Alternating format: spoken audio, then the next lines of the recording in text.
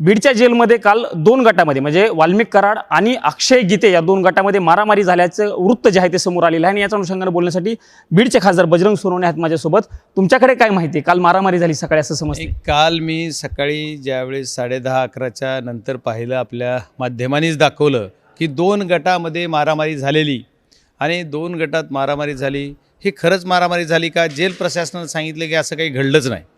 मग आता नेमका भरोसा कुणावर ठेवायचा हे कळत नाही. आणि मीडियानं तर दाखवलं की तिथं काहीतरी घडलं. बरं, काही घडलंच नाही तर मग 11th आवरलाच का आहे 3 लोकांना शिफ्ट केलेलं? जर काही घडलं नव्हतं मग कालच का त्यांना शिफ्ट केलं? हा एक महत्त्वाचा विषय. आणि जर त्यांनी काही जणांनी सांगितलेलं की या दोघांमध्ये मारामाऱ्या झाल्या आणि शिफ्ट केलं, तर कुणाला केलं? जे अगोदर जेलमध्ये होते त्यांना शिफ्ट केलं. माझा असा प्रश्न आहे, आपल्या सर्वांच्या वाहिनीच्या माध्यमातून महाराष्ट्राच्या जनतेलाही कळलं पाहिजे आणि महाराष्ट्राच्या मुख्यमंत्री महोदयांनी सुद्धा याच्यामध्ये लक्ष घातलं पाहिजे. जेल प्रशासन नेमकं करतंय काय? जेल प्रशासनानं जर मागच्या काळात जे आरोपी त्या जेलमध्ये आहेत यांना शिफ्ट केलं आहे, तर मी नवीन आलेला आरोपी का शिफ्ट केलं नाही? माझा हा प्रश्न आहे की ही काल बनावट स्टोरी तर नाही आहे की फक्त ज्या आरोपीला VIP ट्रीटमेंट द्यायची त्याला कुणीतरी अडसर ठरतोय, हा गीते किंवा कोण आणखी ते 2-3 जण की याच्यामुळं यांना VIP ट्रीटमेंट त्याला देता येत नाही. VIP ट्रीटमेंट म्हणजे वाल्मिक कराड. येस, कारण त्यांना जर असं त्यांचा आरोप होता बऱ्याच वेळेस की व्हिडिओ पण समोर आलेले, काही जेलमधले व्हिडिओ पण समोर आलेले होते. त्याच्यामुळे जेलरनी सांगता की जेलर महोदय त्यांना ऑफिसमध्ये घेऊन बसतात. त्याचे असे काही म्हणजे लोकांचं चर्चा आहे खाजगीमध्ये. काही जे ते जेलमध्ये असणारे कर्मचारीसुद्धा खाजगीमध्ये बोलत आहेत. काही जण नावं न सांगण्याच्या अटीवर पण आम्हाला पण सांगतायत. मग असं जर जेलर महोदय करत असतील तर जेल प्रशासन याच्याकडं अशा पद्धतीनं का बघतंय? आणि माननीय मुख्यमंत्री महोदय गृहमंत्री आहेत, तर महाराष्ट्र शासन याच्यावर काय करणार आहे ही मी बघतोय.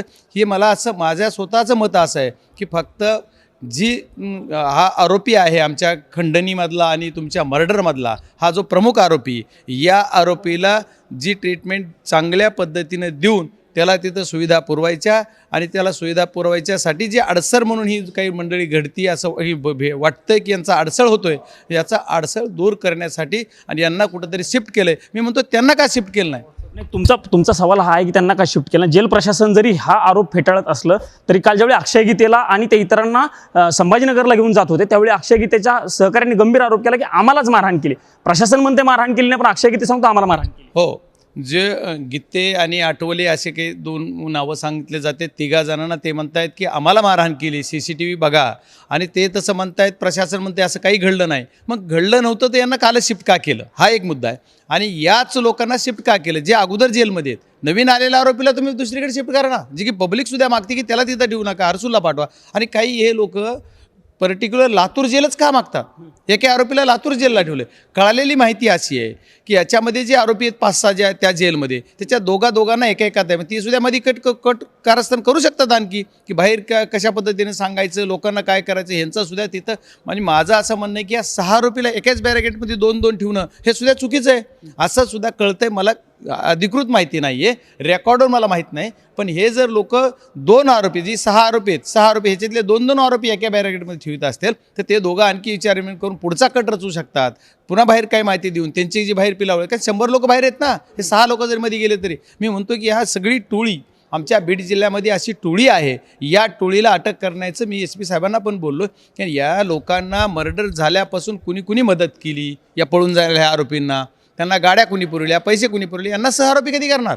आणि यांना ॲडमिट करून घ्या म्हणून कुठल्या नेत्यानं फोन केले का? कुणी काय केलं का? ह्याच्यासुद्धा जेलला कोण फोन करतंय? कुठल्या एखाद्या राजकीय नेत्यांनी जेलरला फोन केलेत का? ह्याचं CDR काढा. म्हणजे जेलर प्रशासनाचं किंवा जेल प्रशासन किंवा जेलरचा त्यांना सपोर्ट आहे VIP ट्रीटमेंट देण्यासाठी, असं तुमचा आरोप आहे. मग तुम्ही जेलरच्या बदलीची मागणी किंवा जेलर बदलण्याची मागणी नाही, मी बीड जिल्ह्यामधील जेवढे काही अधिकारी आहेत मागच्या 2 वर्षात 3 वर्षात तिथं बसलेले, यांच्याच कृपेनं बसलेले. त्याच्यामुळं जो आरोपी नंबर 1 जो आहे त्या आरोपीच्या मार्गदर्शनाखाली, त्याच्या म्हणण्यानुसारच ते तिथं काम करतात. येस, त्यांच्या म्हणण्यानुसारच ते तिथं काम करतायत.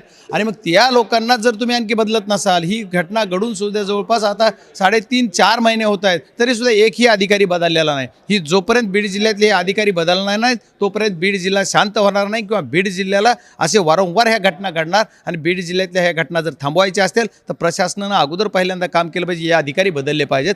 आणि दिवस एवढे चाललेत, वर्षानुवर्षे लोक इथंच आहेत का? असा सुद्धा प्रश्न आहे. त्याच्यामुळं आणि जेलर साहेबांचं CCTVची मागणी करणार आहे. आणि मी मागं पण बोललेलो की मी जेल प्रशासनाला मला माहीत नव्हतं, पण मी आता माहिती घेतली, मला तिथं भेट देता येते, मी जाऊन भेटणार पण आहे. आता सेशन संपल्याच्या नंतर मी 100% भेटणार. भाजपचे आमदार सुरेश धस यांनी खूप गंभीर आरोप केलेला आहे. खोक्या भोसलेच्या आडून माझ्या खुनाचा प्रयत्न सुरू होता, अशा पद्धतीचा गंभीर आरोप त्यांनी साम टीव्हीला दिलेल्या मुलाखतीमध्ये केला. नाही हे बघा, आता ते सिनियर लीडर आहे, तो खूप म्हणजे 25 वर्षापासून 22 वर्ष झालं ते MLA MLC या पदावर आहेत. एखादा मधला तो 1-2 वर्षाचा काळ वगळता, आणि ते खूप प्रगल्भ नेते पण आहेत. त्याच्यामुळे ते बोलताना असं चुकीचं बोलणार नाहीत. त्याच्याकडे काही ना काही पुरावा असेल, त्याच नंतर ते बोलत असतात. त्याच्यामुळे मला एकच म्हणायचं की त्यांच्याकडे जर काही पुरावा असेल तर त्या पुराव्याच्या आधारे ते बोलत असतील, ते मीडियाला देतील, सगळ्यासमोर सांगतील.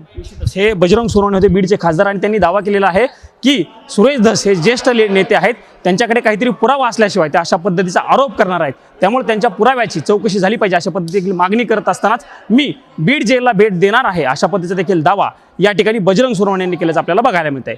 कॅमेरामन राजीव गौतमचं मी प्रमोद जगताप, साम टीव्ही न्यूज, नवी दिल्ली.